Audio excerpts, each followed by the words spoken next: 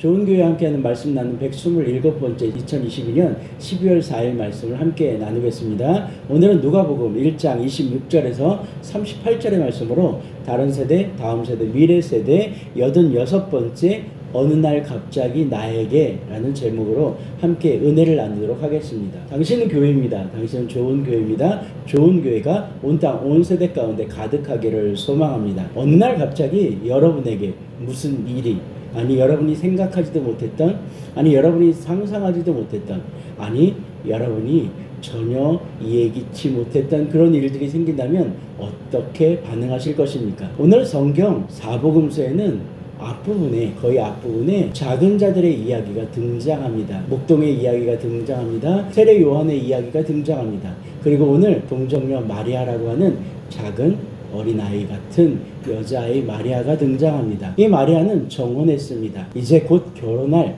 처녀입니다. 요셉이라는 동네 청년과 사랑에 빠졌고 그와 결혼할 준비를 하고 있습니다. 그런데 어느 날 갑자기 그런 마리아에게 성령께서, 하나님께서 나타나셔서 너는 은혜 받은 자이다. 성령으로 너에게 잉태하게 할 것이다 라고 이야기를 합니다. 마리아의 삶에서 전혀 얘기하지 못했던, 또 기대하지고 또 상상하거나 또는 생각할 수 없었던 일이 일어났습니다. 물론 마리아는 어린 시절 성경을 통해서 하나님께서 성령으로 잉태할 하나님의 귀한 자녀를 이 땅 가운데 보내주실 것이다 라는 얘기는 들었겠죠. 그런데 정말 그녀에게 그 일이 일어났습니다. 그가 기대했던 것도 아니고 기대가 꿈꿨던 것도 아닙니다. 그녀는 그냥 평범한 삶을 살려고 했던 작은 갈린 나사렛의 여인이었습니다. 어린 처자였다라는 것이죠. 그런데 그런 어린 처녀가, 어린 여자아이가 하나님께 반응하는 모습은 우리에게 큰 의미를 줍니다. 성경은 이렇게 이야기합니다. 성령께서 은혜를 받은 자여 평안할지어다 주께서 너와 함께 하시는도다 라고 말씀하시자 이렇게 반응합니다. 무서워합니다. 그래서 성령께서 무서워하지 말라, 내가 하나님께 은혜를 입었느니라 라고 위로해 주십니다. 그러면서 보라, 네가 잉태하여 아들을 낳으리니 그 이름을 예수라 하라 라고 명령 또는 알려주십니다. 마리아는 천사에게 이렇게 질문합니다. 나는 남자를 알지 못합니다. 제 상식으로는, 제가 알고 있는 것으로는 아이를 잉태한다는 건 남자와 관계를 가져야 되는데 어떻게 그런 일이 있을 수 있습니까? 어찌 이런 일이 내게 있을 수 있습니까? 라고 질문합니다. 그런데 천사는 즉각적으로 대답합니다. 성령이 내게 임하시고 지극히 높으신 이의 능력이 너를 덮으시리니 그러므로 거룩한 그 아이를 낳을 것이고 그 아이가 하나님의 아들이라 라고 일컬어질 것이다 라고 이야기합니다. 여러분은 이런 상황이 발생하면 어떻게 하실 것입니까? 아마 대부분 두려워하거나 떨거나 도망하거나 부정하려고 할 것입니다. 오늘 우리는 하나님께 끊임없이 기도합니다. 하나님께 간구합니다. 하나님께 요청합니다. 그런데 하나님의 응답은 여전히 우리의 생각과 우리의 방법과는 다르게 반응되어져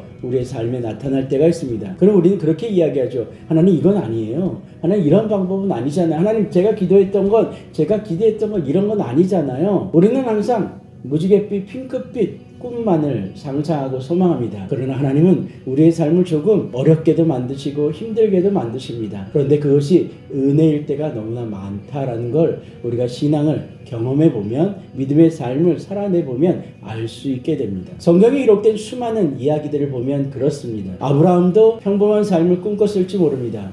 그런데 그는 광야로 내몰렸습니다. 야곱도 부모님 밑에서 아름답게 장자의 권한을 이어받아서 평안할 줄 알았습니다. 그러나 그도 광야 가운데로 내몰렸습니다. 요셉도 사랑받는 자녀로 막내 아들로 성장할 수 있을 거라고 기대했습니다. 그러나 그도 형들에 의해서 팔려가 노예 생활을 했습니다. 어쩌면 우리의 상상 가운데 성경에 등장하는 수많은 사건들, 하나님의 응답하심과 하나님의 이끄심은 전혀 우리의 생각과 다를 때가 많다라는 것이죠. 그러나 하나님은 하나님의 방법대로 우리 인생 가운데 들어오셔서 일하시고 계십니다. 그 순간 우리에게 하나님이 원하시는 건 바로 마리아의 대답과 같을 것입니다. 마리아가 이렇게 얘기합니다. 주의 여종이오니 말씀대로 내게 이루어지이다 라고 고백합니다. 최관호 목사님의 나사렛 여인 마리아라는 책에는 이런 글이 있습니다.